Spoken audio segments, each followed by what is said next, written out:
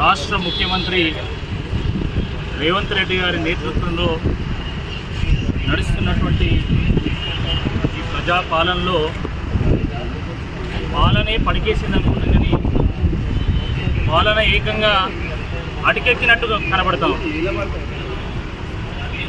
సర్కారు కేవలం పిఆర్ స్టంట్లు లేకపోతే రాజకీయ ప్రత్యర్థుల మీద దాడుల మీద దృష్టి పెట్టింది తప్ప పాలన మీద ఎక్కడ కూడా దృష్టి పెట్టినట్టు కనబడుతుంది. ఒకవైపు మర్డర్లు, మానభంగాలు, దాడులు, హత్యలు, అరాచకాలు, వీటితోని రాష్ట్రం అట్టుడుకుతూ ఉంటే రాష్ట్ర ముఖ్యమంత్రి మాత్రం ఇంకా ఎంపీ ఎన్నికల్లో జరిగినటువంటి లావాదేవీల గురించి సమీక్షలు పెట్టినట్టు కనబడతా ఉంది.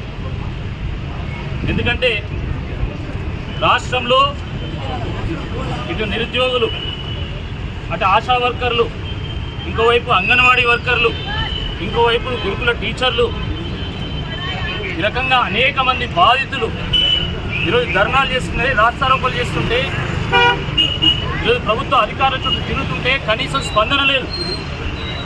ముఖ్యంగా మరి జియో 46 బాధితులు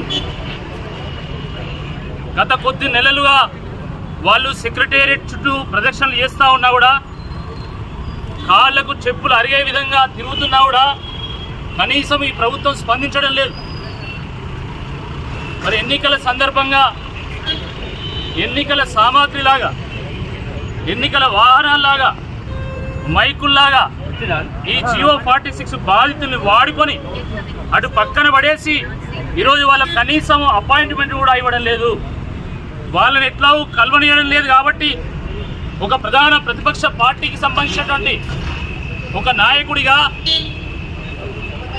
ఇటీవల జరిగినటువంటి ఖమ్మం, నల్గొండ, వరంగల్ ఎమ్మెల్సీ ఎన్నికల్లో ఈ నిరుద్యోగులను, ఈ గ్రాడ్యుయేట్స్ను రిప్రజెంట్ చేద్దామని పోటీ చేసినటువంటి ఒక అభ్యర్థిగా నేను వాళ్ళ పక్షాన బీఆర్ఎస్ తరఫున ఈ సిఎస్ గారిని కలిసి, ప్రభుత్వ ప్రధాన కార్యదర్శి గారిని కలిసి వాళ్ళ గోడు వినిపిద్దామని చెప్పి, వాళ్ళకు వినతి పత్రం అందజేద్దామని చెప్పేసి గత 10 రోజులుగా మా పార్టీ ఆఫీస్ నుండి ఎన్నిసార్లు రిక్వెస్ట్ చేసినా, ఎన్నిసార్లు కాల్ చేసినా, ఎన్నిసార్లు అఫీషియల్గా లెటర్ పెట్టినా కూడా కనీసం స్పందించలేదు. చూడండి ఎన్నిసార్లు కాల్ చేసినామో చూడండి, రికార్డు ఉంది మా దగ్గర.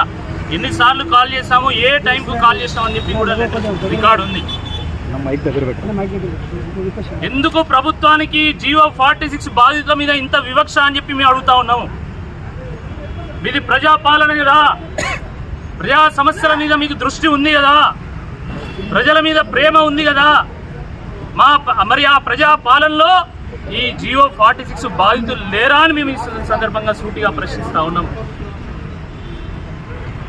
ఎంతో కష్టపడి తల్లిదండ్రులకు చేదోడు